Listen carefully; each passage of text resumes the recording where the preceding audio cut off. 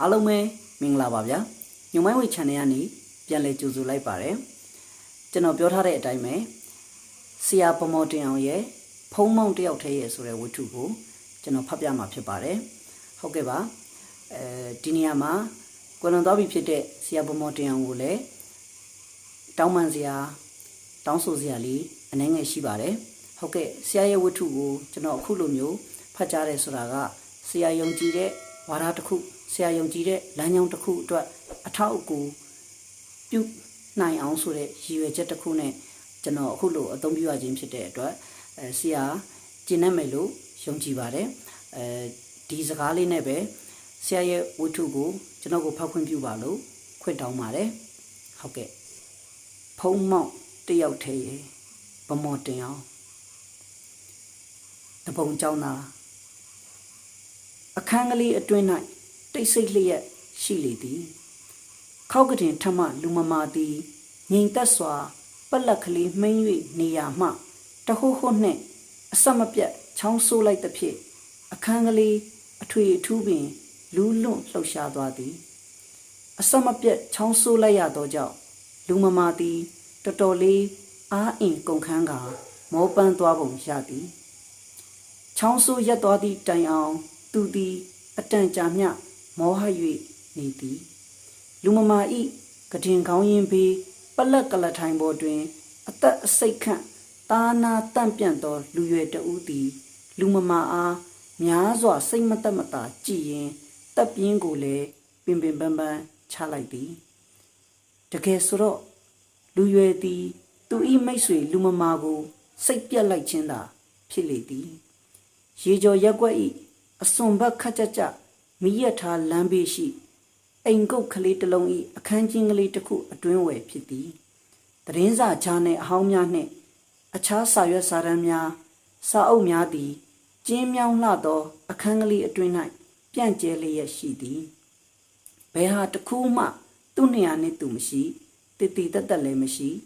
ခောက်ကတင်ဘေးကျိုးရန်တစ်လျှောက်တွင်လုံကြီးအင်ကြီးအဟောင်းများနှင့်ညစ်ပတ်နေသောမျက်နှာတုပ်ပဝါများသည်တိုးလို့တွဲလောင်းနှင့်စိတ်ပြက်စရာကောင်းလှသည်ကတင်ဘေးရှိစပွဲကလေးတစ်လုံးပေါ်တွင်လည်းစေးပလင်းများစာရွက်နှင့်စာအုပ်ဟောင်းလေးအုပ်တို့ရှိသည်တို့ရာတွင်တည်တည်တက်မဟုတ်ရှုပ်ပွေနေသည်ကတင်ဘေးအောက်ခြေတွင်ကအင်္ဂလန်ပြည်လက်ဝဲစာအုပ်ကလပ်မှထုတ်ဝေသောစာအုပ်14-5အုပ်တို့သည်ဖုတ်အလူးလူးနှင့်ဖယိုဖယဲပြန့်ကျဲနေသည်လူမမာဤခေါင်းရင်းဘက်နေရန်တွင်ဓာတ်ပုံကြီး3-4ပုံတို့ကိုချိတ်ဆွဲထား၏ထိုဓာတ်ပုံကြီးများမှာကမ္ဘာဘာသာရေးခေါင်းဆောင်ကြီးများဖြစ်ကြသောဗုဒ္ဓခရစ်တော်တို့အပြင်လူမှုရေးခေါင်းဆောင်ကြီးများဖြစ်ကြသောဆိုကရေတီနှင့်ကာမတ်တို့၏ပုံများဖြစ်ကြလေသည်ကတင်ဤခြေရင်းနေရန်တွင်ချိတ်ထားသောတရောပြားကလေးကတော့ကျိုးတွေပြဲလို့ကိုအုံးကျော်အားနဲ့လှသောအတန်ဖြင့်လူမမာကပြောလိုက်သည်ဗျာကိုဖုံးနိုင်ခမရတော်တော်အနေရစိုးနေသလားကတင်ဘေးမှကိုအုံးကျော်ကကျင်နာယူရစွာမေးသည်စိုးတယ်ဗျာကိုအုံးကျော်တော်တော်ကိုစိုးတယ်လူမမာကိုအုံးကျော်ကိုလှမ်းကြည့်ကမတတ်မတာညီးတွားပြောဆိုလိုက်သည်အဆုတ်ယောဂဟာတဲကြောက်ဖို့ကောင်းဗျာလူမမာသည်သူဤဝေဒနာကိုကြောက်ရွံ့ကြောင်းပြောဆိုလိုက်ပြန်သည်ကတင်ဘေးမှလူမမာလာကြည့်သောသူကလူမမာကိုမတတ်မတာကြည့်ရင်ဦးခေါင်းကိုဖြေးညင်းစွာခါရမ်းနေသည်အတန်တန်သတိပေးခဲ့ပါလျက်နှင့်သူဤသတိပေးခြင်းကိုငယ်ရွယ်သူလူမမာကိုဖုံးနိုင်ကိုကိုအုံးကျော်သည်ဘာမှပြောဆိုခြင်းမပြုလို့တကဲ့သို့မျက်နှာလွှဲကာခေါင်းရင်းပြင်းပေါက်မှမိရထားလမ်းဘက်သို့သာငေးဆိုင်၍ကြည့်ရှုနေလေသည်တရက်လျင်24နာရီသာရှိသည့်အနက်လူတစ်ယောက်အတွက်အနည်းဆုံး8နာရီအိပ်စက်ခြင်းပြုရပေမည်အသက်ရှင်ကကျန်းမာတန်ဆန်းနိုင်မှုအတွက်ထို့သို့အိပ်စက်ချိန်လိုအပ်သည့်အပြင်လုံလောက်သောအာဟာရကိုလည်းမိဝဲခြင်းပြုရပေသည်တို့ရာတွင်ငယ်ရွယ်ထက်သန်လျက်ရှိသောကိုဖုံးနိုင်သည်ထိုစည်းကမ်းများကိုအလင်းကယူမဆိုင်ခဲ့ပဲမိမိယုံကြည်သောလုပ်ငန်းကိုမအိပ်မနေလုပ်ကင်ခဲ့သည်သူသည် အိတ်ဆက်ချိန်ကို2 နာရီ3 နာရီထက်ပို၍အသုံးမပြုခဲ့ထမင်းကိုလည်းအချိန်မမှန်နှင့်နတ်မှန်မှန်မစားခဲ့မိမိယုံကြည်သောလုပ်ငန်းကိုလုပ်ဖို့အိပ်ပြက်ခံကလုပ်ကင်ခဲ့သည်တကယ်ဆိုတော့ထက်သန်သောစိတ်ဓာတ်နှင့်သူသည်တဘာဝတရားကြီးကိုပင်ပုံကံလိုက်မိခဲ့ခြင်းမျှသာဖြစ်သည်တို့ရာတွင်မိမိကိုပုံကံခြားနာသောအရာဝတ္ထုမှန်သမျှကိုတဘာဝမိခင်သည်တညာခွင့်လွတ်တတ်သောသဘောမရှိကြမိမိကိုပုံကံခြားနာသူမှန်သမျှကိုတဘာဝမိခင်သည်ရှေ့ဦးစွာသတိပေးတတ်လေရှိသည်အတန်တန်လဲသတိပေးတတ်သည်ထို့သို့မှမရတော့လျင်ထိုတရဝါကိုဖြစ်စေဝတ္ထုကိုဖြစ်စေတခါတည်းဖြတ်သိမ်းပစ်လိုက်တတ်လေရှိသည်ထက်သန်တက်ကြွသောငယ်ရွယ်သူတို့၏စိတ်ဓာတ်ဖြင့်တဘာဝမိခင်ကြီးကိုပင်ပုံကံသောကျောင်းသားလူရွယ်ကိုဖုံးနိုင်သည်မိမိယုံကြည်သောလုပ်ငန်းကိုမအိပ်မနေမစားမတောက်လုပ်ကင်ခြင်းပြုခဲ့သည်ထို့ကြောင့်ယခုအခါတွင်တဘာဝမိခင်က၎င်းအားသတိပေးလျက်ရှိနေလေပြီလူမမာသည်အဆက်မပြတ်ချောင်းဆိုးလိုက်ရသဖြင့်အားအင်ကုန်ခန်းကမောပန်းသွား၍သွားရပြန်လေသည်အသက်ကိုပင်ဖုတ်လိုက်ရှူနေရသည်ကိုအောင်ကျော်သည်မိရထားတန်လန်းကိုငေးမောကြည့်ရှုနေရမှလူမမာကိုလှမ်း၍ကြည့်လိုက်ရပြန်သည်ထို့နောက်သူ၏ဦးခေါင်းကိုဖြင်းညင်းစွာခါရမ်းနေလိုက်ပြန်သည်မြမတို့၏နောက်ဆုံးဘရင်တီဘုံမင်းကိုဖမ်းဆီးခေါ်ဆောင်သွားပြီးသည့်နောက်စစ်အုပ်ချုပ်ရေးမှအစပြုလျက်ဗျူရိုကရေစီအုပ်ချုပ်ရေးဒိုင်ယာခီအုပ်ချုပ်ရေးစသောဗြိတိရှကိုလိုနီသမားများ၏ကျွန်တပ်တန်းတလျှောက်တွင်ကလတ်ထိုင်နှင့်အခွင့်အရေးကိုသာတက်မှတ်ခဲ့ကြသော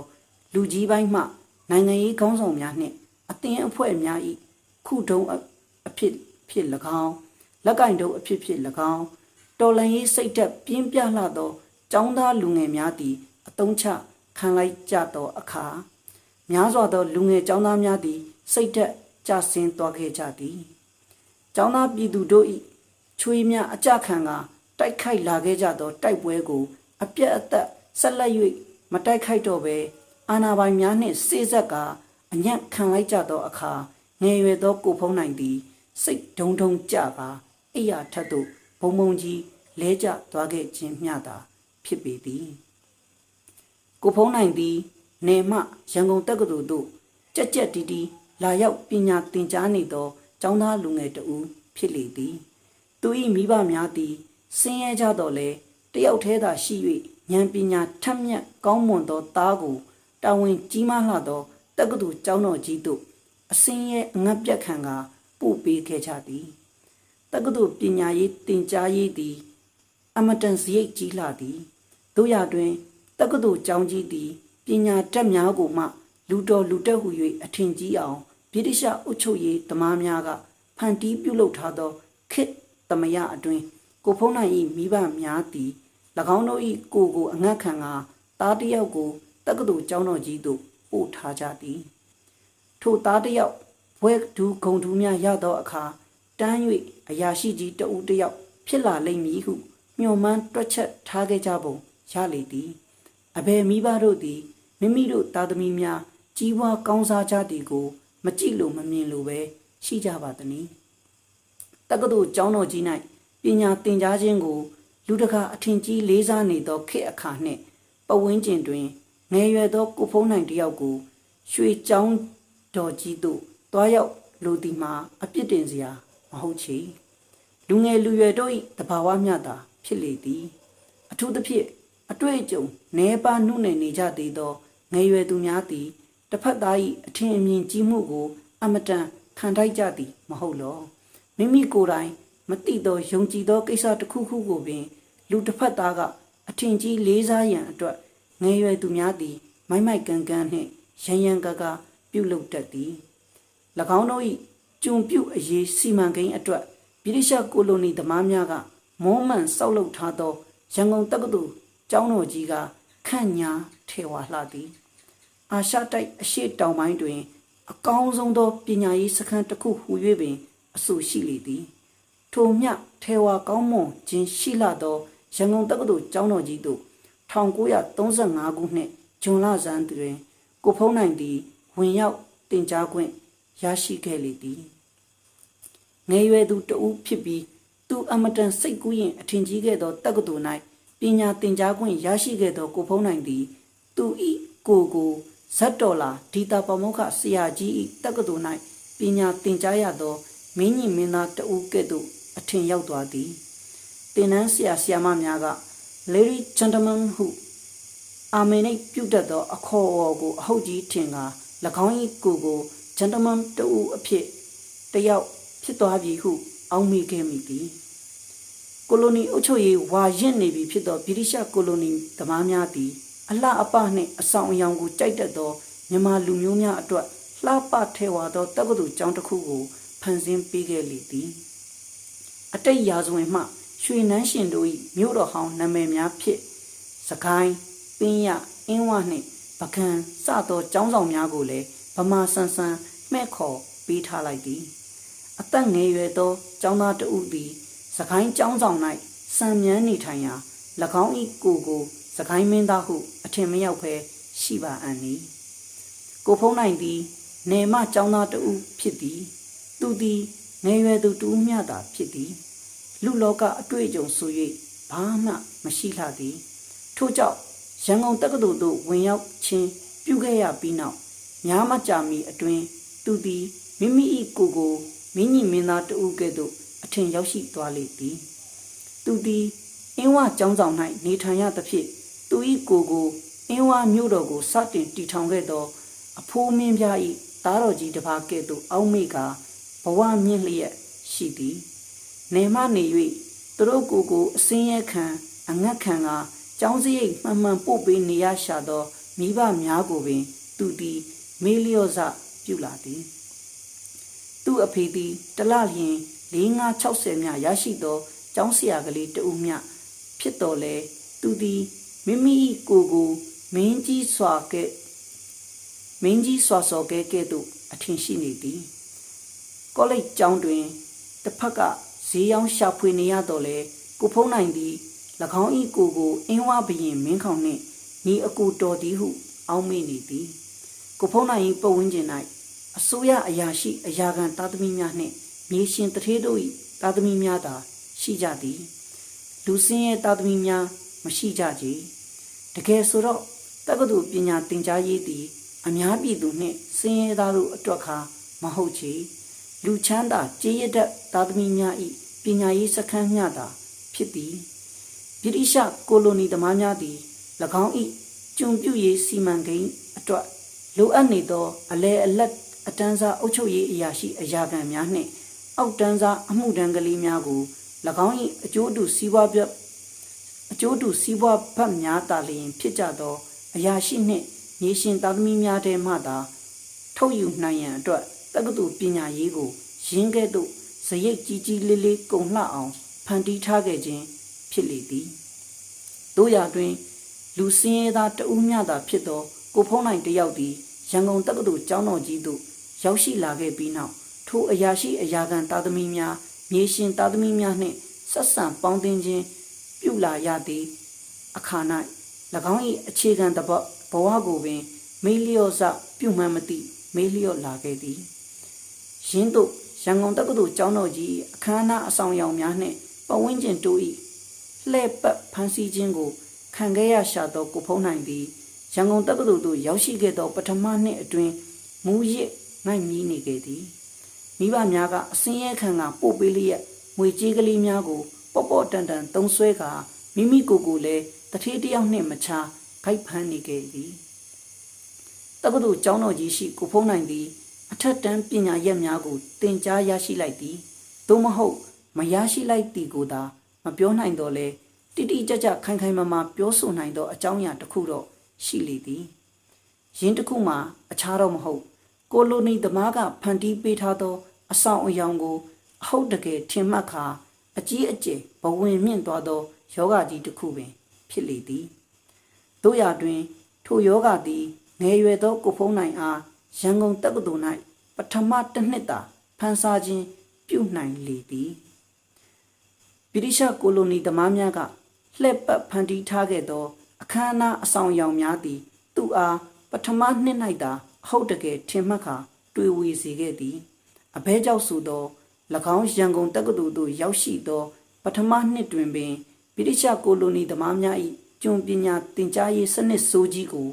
ရန်ကုန်တက္ကသိုလ်ကျောင်းသားတို့ကြီးကမျက်နှာဖုံးခွာချခါရုပ်လုံးဖော်ပြလိုက်သောကြောင့်ပင်ဖြစ်ပေသည်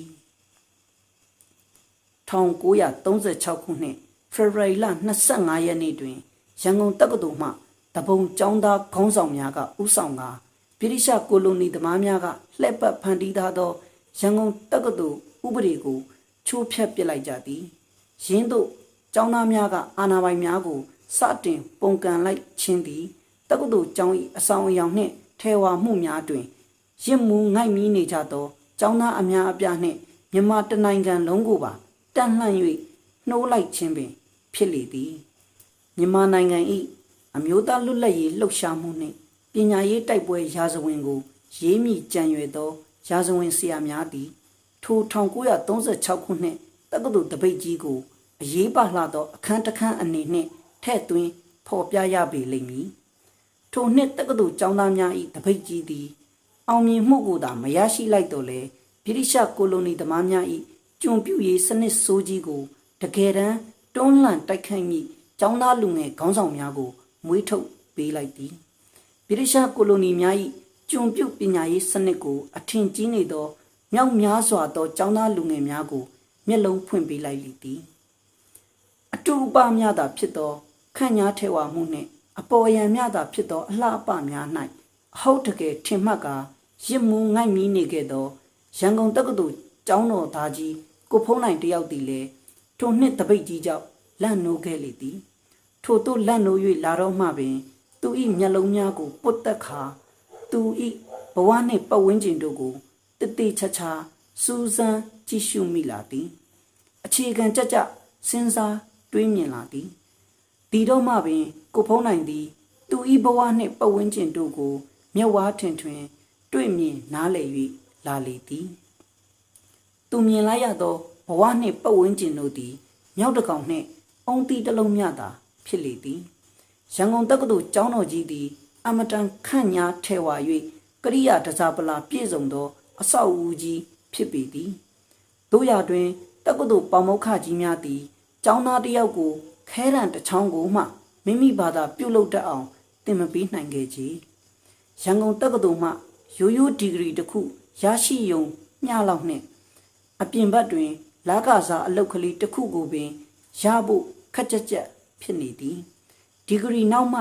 အချိတ်အဆွဲကလေးပါလာတော့မှပဲလာကစားကျွန်အလုပ်တစ်ခုကိုလောက်ရတော့မလို့ဖြစ်နေသည်ရန်ကုန်တက္ကသိုလ်ကျောင်းတော်ကြီးမှဘွဲတစ်ခုကိုရရှိထားခဲ့တော့လေဗြိတိရှကိုလိုနီသမားများကအတုံးအချသူ့လင်သူ့အတွက်နေရာမရှိတော့ကြရွေးစရာမရှိသလိုဖြစ်နေသည်ဝိဇ္ဇာပွဲရပြီးကွန်းရရောင်းစားဖို့ကလည်းခက်လာသည်မဟုတ်လောအုံတီးကိုခွဲဆွားရမဖြစ်သောမြောက်တကောင်နှင့်ရန်ကုန်တက္ကသိုလ်မှဝိဇ္ဇာပွဲရကျောင်းသားကြီးတဦး၏ဘဝသည်ဘလို့များခြားနာသေးသနည်းဗြိတိရှကိုလိုနီသမားများသည်၎င်း၏အုပ်ချုပ်ရေးရန်ရာအတွက်အမှုထမ်းကောင်းသောကျွန်များကိုဈေးပေါပေါနှင့်ထုတ်လုပ်နိုင်ရန်မြန်မာပညာတတ်များကိုကျွန်စိတ်သွင်းထားနိုင်ရန်စသောရည်ရွယ်ချက်များနှင့်ရန်ကုန်ကောလိပ်အားအိန္ဒိယနိုင်ငံဘင်္ဂလားပြည်နယ်ခလာကတ္တာတက္ကသိုလ်၏အစိတ်အပိုင်းတစ်ခုအဖြစ်ဖြင့်တည်ထောင်ဖန်ဆင်းခဲ့လေသည်တကယ်ဆိုမြန်မာလူမျိုးများသည်တကယ်တမ်းပညာတတ်ကြီးများဖြစ်စေလိုသောစေတနာဘလဘွားဖြင့်ရန်ကုန်ကောလိပ်များကိုစတင်တည်ထောင်ခဲ့ခြင်းကမဟုတ်ကြတို့ရာတွင်ဥရောပတိုက်နှင့်နယ်ချက်နိုင်ငံကြီးများအချင်းချင်းစကြက်လူကြရာမှဖြစ်ပွားခဲ့သော1914-1918ခုနှစ်ပထမကမ္ဘာစစ်ကြီးသည်၎င်း1918ခုနှစ်ရုရှားပြည်အောက်တိုဘာတော်လှန်ရေးကြီးသည်၎င်းကမ္ဘာကြီးတစ်ခုလုံး၏နိုးကြားလှုပ်ရှားမှုများကိုမွေးဖွားလိုက်ကြသည်အထူးသဖြင့်ကျွန်ဘဝသို့ကြာရောက်နေသောကိုလိုနီနိုင်ငံကလေးများအတွင်ကိုလိုနီစန့်ကျင်ရေးအမျိုးသားလွတ်လပ်ရေးပောက်ကွဲမှုများကိုပြင်းပြင်းထန်ထန်ပေါ်ပေါက်စေခဲ့သည်ပထမကမ္ဘာစစ်ကြီးမတိုင်မီကမြန်မာနိုင်ငံသည်ဗြိတိရှကိုလိုနီသမားများ၏စီမံခန့်ခွဲမှုအရအိန္ဒိယနိုင်ငံနှင့်အင်ပါယာလက်အောက်ခံပြည်နယ်ကလေးတနယ်မျှသာလျင်ဖြစ်လေသည် ပြည်နယ်ဆိုရ၌ပင်ဘရင်ခံတဦးကအုပ်ချုပ်ရသောပြည်နယ်အကြီးစားစည်ရင်းတွင်မပါဝင်သေးပဲဒုတိယဘရင်ခံကလေးတဦးကကြည့်ရှုရသောပြည်နယ်အခြားစားလေးတစ်ခုမျှသာဖြစ်လေသည်မြန်မာနိုင်ငံ၏အုပ်ချုပ်ရေးမှလည်းဗြိတိရှဒုတိယဘရင်ခံတဦး၏သဘောတစ်ခုတည်းနဲ့သာထင်သလိုအုပ်ချုပ်ရေးရနေသောအရာရှိအုပ်ချုပ်ရေးမျှသာလျင်ဖြစ်သည်ထိုအရာရှိအုပ်ချုပ်ရေးကာလအတွင်းမြန်မာနိုင်ငံပြည်သူများသည်ဘာတစ်ခုမှဝင်ရောက်ပြောဆိုခွင့်ငင်းဆန်ခွင့်ဆုံးဖြတ်ခွင့်များမရရှိခဲ့ကြပေဗြိတိရှဒုတိယဘရင်ခံနှင့်၎င်း၏အကြံပေးဗြိတိရှအရာရှိများက၎င်းတို့၏သဘောအတိုင်းလှုပ်ချင်ရာလှုပ်နေခဲ့ကြသောကာလလည်းဖြစ်လေသည်ထို့သို့ဗြိတိရှကိုလိုနီသမားများကမြန်မာတစ်မျိုးသားလုံးကိုဖုတ်လေသည်ငပိရှိလေသည်ဟူ၍ပင်သဘောမထားပဲထင်သလိုအုပ်ချုပ်မင်းလုပ်နေခဲ့ကြသောကာလကအမျိုးသားဘာသာနှင့်သာသနာတိုးတက်ကောင်းစားရေးများအတွက်ဆောင်ရွက်နေကြသောနိုင်ငံရေးအသင်းအဖွဲ့တစ်ခုကရှိလေသည်၎င်းနိုင်ငံရေးအဖွဲ့သည် YMBA ပင်ဖြစ်သည်တို့ရာတွင် YMBA အဖွဲ့သည်ဗြိတိရှကိုလိုနီသမားများကိုပြက်ပြက်တက်တက်တိုက်ခတ်နိုင်သောနိုင်ငံရေးအသင်းအဖွဲ့မျိုးကမဟုတ်ကြညီလာခံဖွင့်ပွဲ၌ပင်ဂျော့ဘရင်မင်းမြတ်ကျမ်းမာပါစေဆိုသောတခြင်းကိုတက်တက်ကြွကြွတီဆို၍အခမ်းအနားဖွင့်ခဲ့သောနိုင်ငံရေးအသင်းအမျိုးအစားတွေကသာဖြစ်လေသည်ဗြိတိရှကိုလိုနီသမားများထံကခွတ်ထိုးခံတောင်းစားနေသောနိုင်ငံရေးခေါင်းဆောင်များကဥဆောင်မှုပေးလျက်ရှိသောနိုင်ငံရေးအသင်းအဖွဲ့အမျိုးအစားတွေကလည်းဖြစ်သည်အမျိုးသားဘာသာနှင့်သာသနာရေးလောက်သာအဓိကထားနေသောလူကြီးပိုင်းခေါင်းဆောင်များကိုမကြေမချမ်းဖြစ်ကာ GCBA ကိုဒဇင်ထောင်ခဲ့သောလူငယ်ပိုင်းနိုင်ငံရေးခေါင်းဆောင်များတည်ပင်ပြုပြင်ရေးနှင့်ပြောင်းလဲရေးများလောက်ကိုမင်းရရှက်ရည်လက်ခံနေကြသောအချိန်ကာလလည်းဖြစ်လေသည်တို့ရာတွင်1920ခုနှစ်တွင်ရန်ကုန်ကောလိပ်တပိတ်ကြီးသည်ပေါ်ပေါက်လာခဲ့သည်ကောလိပ်ပညာတတ်ကျောင်းသားများကဗြိတိရှကိုလိုနီသမားများ၏ကျွန်ပညာရေးကိုပထမဦးဆုံးအကြိမ်အံ့ဩဖွယ်ရာပုံကန်တိုက်ခိုက်လိုက်ကြခြင်းပင်ဖြစ်သည်ထိုကောလိပ်တပိတ်ကြီးသည်မြန်မာတမျိုးသားလုံးကိုအိမ်မောကျနေရမှဒရကြမ်းလှုပ်နိုးလိုက်သောအမျိုးသားရေးလှုပ်ရှားမှုကျွန်ပညာရေးရှင်ပြိုင်တိုက်ခိုက်ရန်အတွက်အမျိုးကြီးလည်းဖြစ်လေသည်ဗြိတိရှကိုလိုနီသမားများ၏ကောလိပ်နှင့်အပြိုင်အမျိုးသားကျောင်းများမြန်မာနိုင်ငံအနှံ့အပြား၌ပေါ်ပေါက်လာခဲ့သည်တို့ရာတွင်ထိုအချိန်၌ပညာတတ်ကျောင်းသားများ၏နိုင်ငံရေးသည်လူနည်းစု၏နိုင်ငံရေးမျှသာဖြစ်သေးသည်ကောလိပ်ကျောင်းနှင့်စာသင်ခန်းများအပြင်အပမှအများပြည်သူတို့၏နိုင်ငံရေးနှင့်ပေါင်းစပ်မိခြင်းကမရှိသေးကြ1923ခုနှစ်ကမြန်မာနိုင်ငံသို့ပေးအပ်ခဲ့သောဒိုင်ယာခီအုပ်ချုပ်ရေးသည်မြန်မာအမျိုးသားများကြေးရတဲ့လူနည်းစုအားထိုက်တင်သောဝေစုခွဲပေးခြင်းပြုသောဗြိတိရှကိုလိုနီသမားများ၏နီးပရိရဲ့အုပ်ချုပ်ရေးမျှသာဖြစ်သည်ထို့သို့ဝေစုခွဲပေးသောအုပ်ချုပ်ရေးကိုဗြိတိရှကိုလိုနီသမားများသည်မူလကမြန်မာနိုင်ငံအားပေးအပ်ရန်စိတ်ကူးထားခြင်းမရှိခဲ့ကြအိန္ဒိယနိုင်ငံအတွက်လောက်သာမှန်းထားခဲ့ကြသည်ဒုတိယဘရင်ခံခရထောက်ဆိုသူက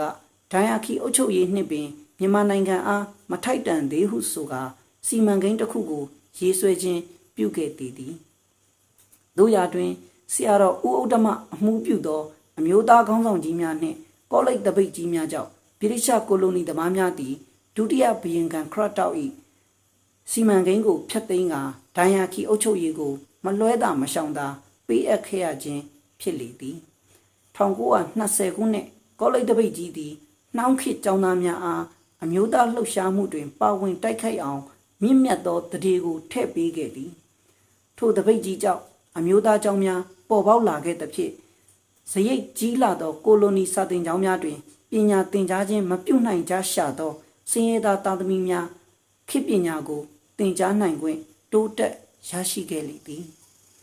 1928ခုနှစ်တွင်ရန်ကုန်တက္ကသိုလ်ကျောင်းသားများတမကတီထောင်ခွင့်ကိုပညာရေးအာဏာပိုင်တို့ကမလွှဲတာမရှောင်တာအတိအမှတ်ပြုလာခဲ့ရသည်တက္ကသိုလ်ကျောင်းသားများတမကကိုကျောင်းသားများအလိုကြောင့်တီထောင်ခွင့်ပြုလိုက်ကြရသောပညာရေးအာဏာပိုင်များကများ၏စိတ်တွင်ကျောင်းသားများတမကကိုလွတ်တော်အငယ်စားလေးအခြေမျိုးလောက်သာတွက်ချက်မှန်းထားခဲ့ကြပုံရလိမ့်သည်၎င်းတို့၏သဘောထားမှာတက္ကသိုလ်ကျောင်းသားများအားတမခအား အာကျကျစွာတတာနဲ့တိုင်းပြည်ကိုကောင်းကောင်းညာတတ်လိန်တက်အောင်လေ့ကျင့်ပေးဖို့လောက်သာမြင်ပုံရလေသည်တို့ရတွင်တနေ့တနိုင်ရန်ကုန်တက္ကသိုလ်ကျောင်းသားများတမကသည်ကျောင်းသားများ၏ကိုလိုနီပညာရေးစန့်ကျင်မှုတိုက်ပွဲများကို၎င်းပြည်သူတို့၏အမျိုးသားလွတ်လပ်ရေးတိုက်ပွဲများကို၎င်းဦးစီးဦးဆောင်ပြုကြလိမ့်မည်ဆိုသောအချက်ကိုပညာရေးအာဏာပိုင်များသည်ထိုစဉ်ကလုံးဝရိပ်စားခဲ့ကြဟန်မတူပေရန်ကုန်တက္ကသိုလ်ကျောင်းသားများတမကကိုစတင်တီထောင်ကာစကပညာရေးအာဏာပိုင်များ၏အလိုဆန္ဒအတိုင်းတမကခေါင်းဆောင်များသည်ကျောင်းသားများအရေးကို၎င်းအများပြည်သူတို့၏အရေးကို၎င်းဘာတစ်ခုမှဝင်ရောက်ဆောင်ရွက်ခြင်းပြုသည်ကိုမတွေးခဲ့ရကြအာဏာပိုင်တို့၏အလိုဆန္ဒအတိုင်းရှိနေခဲ့ကြသည်ထို့ကြောင့်လည်း1928ခုနှစ်ကမြန်မာတနိုင်ငံလုံးတွင်ပုံကြွလှုပ်ရှားခဲ့ရသောမိရထားအလုတ်သမားများ၏တပိတ်ကြီးကိုပင်ကြည်နေခဲ့ကြရသည်၎င်းတို့နှင့်ဘာမှမသက်ဆိုင်ခဲ့တကဲ့သို့ကူညီခြင်းလည်းမပြုခဲ့ကြကြ1929ခုနှစ်တွင်အမေရိကန်ပြည်မှအစပြုလိုက်သောကမ္ဘာစီးပွားရေးကျပ်တဲမှုကြီးနှင့်ကပ်ပြတ်သည့်မြန်မာနိုင်ငံသို့ပါတိုက်ခတ်လာခဲ့သည်မြန်မာနိုင်ငံ၏အဓိကစီးပွားရေးဖြစ်သောစံစပါးလုပ်ငန်းကိုဂျုံတတန်လန်သွားသည်ဗြိတိရှစံစပါးကုမ္ပဏီကြီးများ၏ဈေးချမှုကြောင့်စပါးဈေးသည်200ကျော်မှ450ဈေးအထိဂျွန်းဆိုင်ကျသွားသည်လူတရာလျင်လူဦးရေ80ကျော်မျှရှိသောမြန်မာနိုင်ငံတောင်သူလယ်သမားများမငြိမ်မသက်ဖြစ်လာကြသည်စံစပါးစီးပွားရေးပြတ်ပြားသဖြင့်အခြားအယောင်းဝယ်များလည်းထိခိုက်ကုန်သည်အလုတ်လက်မဲ့များတိုးတက်များပြားလာသည်လယ်မဲ့ရှာမဲ့လယ်သမားများလည်းထိတ်လန့်ဖွယ်ရာတိုးတက်များပြားလာသည်မငြိမ်မသက်ဖြစ်လာကြသောမြန်မာနိုင်ငံအလုတ်သမားများ၏ကိုလိုနီစန့်ကျင်ရေးစိတ်ဓာတ်ကိုကောက်ကျစ်ဆင်းလဲသောဗြိတိရှနယ်ချဲ့သမားများကကလားမြန်မာအလုတ်သမားအဓိကရုဏ်းဖြစ်အောင်ဖန်တီးကာလမ်းလွှဲပေးလိုက်သည်ဗြိတိရှကိုလိုနီသမားများသည်မြန်မာနိုင်ငံအလုတ်သမားများ၏ကိုလိုနီစန့်ကျင်ရေးစိတ်ဓာတ်ကိုထို့သို့လမ်းလွှဲလိုက်နိုင်ခဲ့တော်လဲငါပြတ်နေသောတောင်သူလယ်သမားများ၏နယ်ချဲ့စန့်ကျင်ရေးစိတ်ဓာတ်ကိုမူကားအဘယ်သို့မှမတတ်နိုင်ခဲ့ကြ1930ခုနှစ်ဒီဇင်ဘာမှအစပြု၍မြန်မာနိုင်ငံတောင်သူလယ်သမားများသည်ဗြိတိရှကိုလိုနီသမားများကိုလက်နက်ဆွဲကင်၍ထားကြွတိုက်ခိုက်ခြင်းပြုကြသည်မြန်မာတနိုင်ငံလုံးသို့တော်မီပမာပြန့်နှံ့၍သွားခဲ့သောထိုလယ်သမားတပုံကြီးကိုလည်းကျောင်းသားများသည်ဝင်ရောက်ကူညီကြရမှန်းနားမလည်ခဲ့ကြသေးပေပညာရေးအာဏာပိုင်များ၏အလိုဆန္ဒအတိုင်းစာကိုမှန်မှန်ကျက်၍စာမွေးပွဲအောင်ဖို့အရေးကိုသာအားစိုက်နေခဲ့ကြသည်၎င်းတို့စားဖို့တောက်ဖို့အတွက်လောက်ကင်နေကြသောကျေးဇူးရှင်လယ်သမားကြီးများအဘယ်မျှဒုက္ခပင်လယ်ဝေနေသည်ကိုလည်းနားလည်ရကောင်းမှမသိခဲ့ကြပေတောင်သူလယ်သမားအရေးသည်ကျောင်းသားနှင့်ဘာမှမသက်ဆိုင်တကယ်သို့ထုံထိပါဝေကြည့်ရှုနေခဲ့ကြသည်တို့ရာတွင်တောင်သူလယ်သမားတပုံကြီးထားကြွခဲ့ပြီးနောက်ကျောင်းသားများအပါအဝင်မြန်မာအမျိုးသားအားလုံးနှိုးကြလာခဲ့ကြသည်အထူးသဖြင့်အသက်ငယ်ရွယ်သောကျောင်းသားလူငယ်များသည်ပုံမူ၍နှိုးကြထားကြွလာခဲ့ကြသည်မြန်မာနိုင်ငံ၌ကြာရောက်နေသောဘေးအန္တရာယ်မှန်သမျှသည်ဗြိတိရှကိုလိုနီစနစ်ကြောင့်ဆိုသည်ကိုမျက်ဝါးထင်ထင်တွေ့မြင်နားလည်ကြပြီးလျင်ထိုဘေးအန္တရာယ်မှလွတ်မြောက်နိုင်ရန်အခြားသောနည်းလမ်းမှာဗြိတိရှကိုလိုနီသမားများကိုမြန်မာနိုင်ငံမှရှင်းလင်းမောင်းထုတ်ပစ်လိုက်ဖို့သာဖြစ်ကြောင်းလေးလေးနက်နက်သဘောပေါက်နားလည်ခဲ့ကြသည်ရင်းတို့တောင်သူလယ်သမားတပုံကြီးထားကြွပြီးသည့်နောက်ပိုင်း၌ပင်လူကြီးပိုင်းမှနိုင်ငံရေးကောင်းဆောင်များသည်ဗြိတိရှကိုလိုနီသမားများကမြန်မာနိုင်ငံကိုကျွန်ပြုရေးအတွက်လှည့်ပတ်ဖန်တီးထားသောဒဏ်ရာခီအုပ်ချုပ်ရေးလွတ်တော်အတွင်း၌ပင်စခွက်လူခါမိမိတို့အချင်းချင်းခွက်ဆောင်ခုံလျက်ရှိနေကြသဖြင့်မြန်မာအမျိုးသားများကိုကျွန်တွင်းမှတကယ်ရွေးထုတ်ခြင်းပြုလိုကြသောလူငယ်လူရွယ်များသည်လူငယ်အသင်းဖွဲ့များကိုထူထောင်ခြင်းပြုလာခဲ့ကြသည်ထိုလူငယ်အသင်းဖွဲ့များခေါင်းဆောင်များက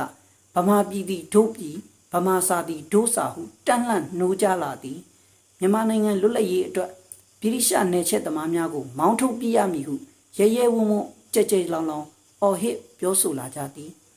ဒီအချိန်လောက်တွင်ရန်ကုန်တက္ကသိုလ်ကျောင်းသားများတမက၌တိုးတက်သောကျောင်းသားခေါင်းဆောင်များတစဥဆောင်မှုရရှိလာခဲ့ကြသည်တို့ရာတွင်အင်အားကတော့မရှိလှသေးကြ တို့ရတွင်ကျောင်းသားအများအပြားသည်တိုင်းပြည်စီးပွားရေးကျပ်တည်မှုနှင့်မငြိမ်မသက်ဖြစ်နေမှုများကြောင့်ပညာကိုဖျောက်ပျောက်တန်းတန်းမသင်နိုင်ကြတော့ပဲမိမိတို့၏ဘဝနှင့်တိုင်းပြည်အခြေအနေများကိုလေးလေးနက်နက်စဉ်းစားခြင်းပြုလာရတော့သည်ယခင်ကားကဲ့သို့မိဘများရှာဖွေပေးပို့သောငွေကြေးကလေးများကိုမင်းသားဟန်ဖြင့်သုံးဖြုံးပျော်ပါကမနေနိုင်ကြတော့ကြည်ကျောင်းမှထွက်လျင်စိုးဝါလှသောအလုတ်လက်မဲ့ဘဝသို့ကြာရောက်တော်မူမိမိတို့၏အနာဂတ်ဘဝကိုမြင်လာကြသည်ပညာတတ်တော်လဲအနာဂတ်လုံခြုံမှုမရှိသောအာမခံချက်မရှိသောမိမိတို့၏ဘဝကိုနားလည်လာကြသည်တက္ကသိုလ်ကျောင်းတော်ကြီးဆိုသည်မှာဗြိတိရှကိုလိုနီသမားများကမြန်မာအမျိုးသားလူငယ်လူရွယ်များကိုကျုံစိတ်သွင်းရန်ဖန်တီးထားသောစက်ယုံကြီးတယုံများသာဖြစ်ကြောင်းကျောင်းသားများသည်မိမိတို့ရင်ဆိုင်နေရသောဘဝအတွေ့အကြုံများမှနားလည်စာပြုလာကြသည်ကျောင်းမှစစ်မေးသောစာမေးပွဲများကိုဖြေဆိုအောင်မြင်၍တာမန်ဒီဂရီရရှိသူများအတွက်စရေးအလုပ်လောက်ကိုသာပေးနိုင်လျက်ဒီဂရီထပ်ပို့ကဂုဏ်ထူးရရှိသောသူများအတွက်ချိုးထားဆက်ဟုဘရင်ဖျားထုခံအလုပ်ကိုပေးရန်ရည်ရွယ်မှန်းထားမှတဖြည်းဖြည်းတည်၍လာကြသည်ယခင်ကမိဘများကရှာဖွေပေးပို့သောငွေကြေးကလေးများကိုအခန့်သားသုံးဖြုံးကမိမိတို့ကိုမင်းကြီးမင်းသားများလောက်အထင်ရောက်အောက်မေ့နေခဲ့ကြသောခုနှစ်ပြည်တော်မင်းသားများသည်၎င်းတို့၏ရှေ့ရေးအတွက်တွေးတောပူပန်ရမှန်းနားလည်လာကြသည်ရာခဲလာသည်ဟုအဆိုရှိသောလူအဖြစ်ကိုရရှိထားတော်လဲလူကဲ့သို့စိတ်ချလက်ချမနေရပဲအမြဲတစေပူပန်တော့ကရောက်နေခြင်းမှလည်းအခြားကြောင့်မဟုတ်ပဲကျုံဘဝနှင့်နေရလို့ပါတကားဟုကိုလိုနီစနစ်ဘေးအန္တရာယ်ကြီးကိုမျက်ဝါးထင်တွေ့မြင်လာခဲ့ကြသည်ထိုကိုလိုနီစနစ်အန္တရာယ်ကြီးများကိုမြန်မာနိုင်ငံမှရှင်းလင်းဖယ်ရှားခြင်းမပြုနိုင်သေးသည်၍ကာလပတ်လုံးမိမိတို့၏လွတ်မြောက်ရေးလမ်းစာနှင့်ဘဝလုံခြုံမှုတို့သည်မရှိသည့်အကြောင်းကိုလည်းလေးလေးနက်နက်သဘောပေါက်လာကြသည်ထို့ကြောင့်ကျောင်းသားအရေးသည်မိဘများဖြစ်ကြသောအများပြည်သူတို့၏အရေးနှင့်ကင်းကွာရေးမဖြစ်နိုင်ကြောင်းသူတို့သည်စဉ်းစားမိလာကြသည်မြန်မာနိုင်ငံ၏လူများစုကြီးဖြစ်သောတောင်သူလယ်သမားနှင့်အလုပ်သမားတို့၏ဘဝလုံခြုံမှုနှင့်အေးချမ်းမှုမရှိသေး၍ကာလပတ်လုံးကျောင်းသားများသည်လည်းစာသင်ခန်းများ၌အေးအေးချမ်းချမ်းစာသင်၍မဖြစ်နိုင်တော့သည့်အရေးကိုလည်းနားလည်၍မြင်၍လာကြသည်တို့ရတွင်ထိုအချိန်အထိကျောင်းသားများသည်၎င်းတို့၏ကိုလိုနီပညာရေးတိုက်ပွဲကိုအများပြည်သူတို့၏ကိုလိုနီစန့်ကျင်ရေးအမျိုးသားလွတ်လပ်ရေးတိုက်ပွဲနှင့်ရင်းရင်းနှီးနှီးပေါင်းဆက်ခြင်းပြုရမည့်ကိစ္စကြီးကိုမို့ကားလေးလေးနက်နက်သဘောပေါက်ပြုပြင်ခြင်းမရှိသေးချေထို့ကြောင့်လည်း၎င်းတို့၏တိုက်ပွဲကိုပြည်သူတို့၏တိုက်ပွဲနှင့်မဆက်ဆက်ပေးနိုင်ခဲ့ခြင်းဖြစ်လေသည်1936ခုနှစ်ရန်ကုန်တက္ကသိုလ်တပိတ်ကြီးသည်ကျောင်းသူကျောင်းသားများနှင့်သက်ဆိုင်သောပညာရေးစနစ်ပြုပြင်ပြောင်းလဲရေးလောက်ကိုတောင်းဆိုခဲ့ကြသောကျောင်းသားများ၏တိုက်ပွဲဖြစ်လေသည်အဘဲကြောင့်ဆိုသောထိုအချိန်ကကျောင်းသားများ၏ပြုပြင်နိုးကြမှုသည်စာသင်ခန်းများထဲ၌လောက်သာရှိကြသေးလျက်တပိတ်ကောင်းဆောင်များသည်လည်းပြုပြင်ပြောင်းလဲရေးသမားများသာဖြစ်သောကြောင့်သည်ထိုတပိတ်ကြီးသည်ဗြိတိရှကိုလိုနီများကလှလှပပကလေးဖန်ဆင်းပေးထားသောတက္ကသိုလ်အဆောင်အယောင်၌ရင့်မှုနေကြသောကိုဖုံးနိုင်ကဲ့သို့ကျောင်းသားအများအပြားကိုတန်လှန်၍နှိုးပေးခဲ့သည်ပြုပြင်ပြောင်းလဲရေးလောက်ကိုသာရည်မှန်းချက်ချကြသောကျောင်းသားခေါင်းဆောင်များကဥဆောင်ခဲ့သောထိုတက္ကသိုလ်တပိတ်ကြီးကိုမရေမရာနှင့်လှန်လိုက်ကြတော်လေထို1936ခုနှစ်ကျောင်းသားအရေးတော်ပုံကြီးသည်မြန်မာတနိုင်ငံလုံးရှိကျောင်းသားများအားလုံးကိုလှုပ်စီးစီယုံပေးခဲ့သည်မြန်မာနိုင်ငံလုံးဆိုင်ရာကျောင်းသားများတမကကို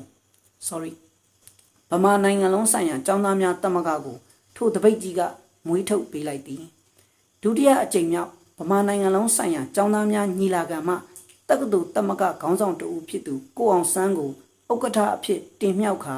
ကျောင်းသားများ၏ကျင်းမြောင်းလှသောပညာရေးပတ်ဝန်းကျင်သို့တစထက်တစရှေ့ရှုလာခဲ့ကြသည်အားလုံးပဲမင်္ဂလာပါဗျဒီနေ့တော့ဒီလောက်နေပဲခဏတာနားပါအောင်မယ်နောက်ရက်မှာနောက်ထပ်အဆက်ကိုဆက်ပြီးတော့ဖတ်ပြသွားမှာဖြစ်ပါတယ်အားလုံးပဲကောင်းသောနေ့ကောင်းသောညဖြစ်ပါစေမြန်မာပြည်ကြီးအမြန်ဆုံးစစ်ခွေးလက်အောက်ကနေလွတ်မြောက်နိုင်ပါစေလို့ဆန္ဒပြုရင်းနှိကုံချုပ်လိုက်ပါတယ်